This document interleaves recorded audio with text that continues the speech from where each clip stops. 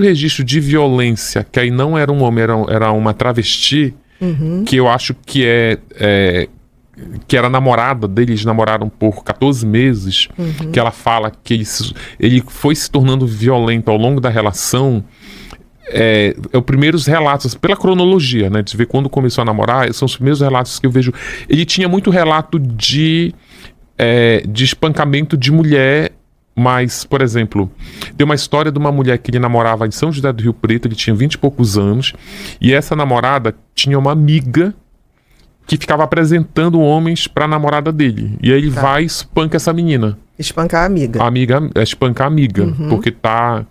Então, assim, de violência, eu tô falando de violência mesmo, daquela violência física, né? Física e mais aquelas violências, por exemplo, com o que fica, sei lá, uma violência que,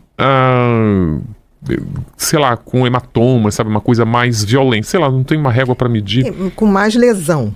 Com mais lesão. Com mais lesões mesmo. Não tô diminuindo a violência. Toda violência, até psicológica, já é violência, mas você está dizendo palpáveis, quantificáveis, medíveis, né? Porque a lesão é medida pelo tamanho, pelo se fez hematoma, qual o tamanho. Eu tô raciocinando aqui, Ulisses, a impressão minha, ou a vida dele vai como se fosse uma escalada de violência, que é muito típico dos psicopatas.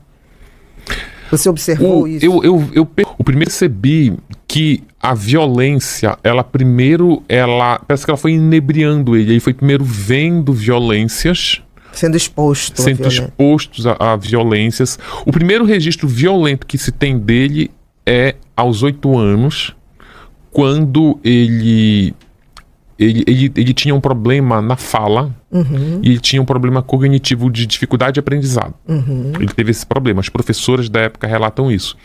E aí, como ele repetiu muito de ano, e ele já estava numa série, tipo, na segunda série, tava todo mundo, os coleguinhas já sabiam ler, e ele não conseguia ler nem fazer contas simples, a professora colocava ele para ficar na frente de todos os alunos para escrever as palavras na lousa. Teoricamente, estava tentando dar mais atenção a ele.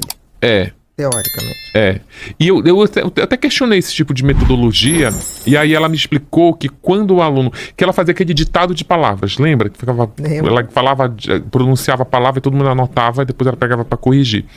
E aí ela chamava, quando ela ditava uma palavra, ela escolhia um aluno para ir lá na lousa escrever, que segundo ela, quando o aluno vai escrever na lousa na frente de todo mundo, ele fica mais pressionado a acertar. Canal Motivamente. Inscreva-se, curta e compartilhe.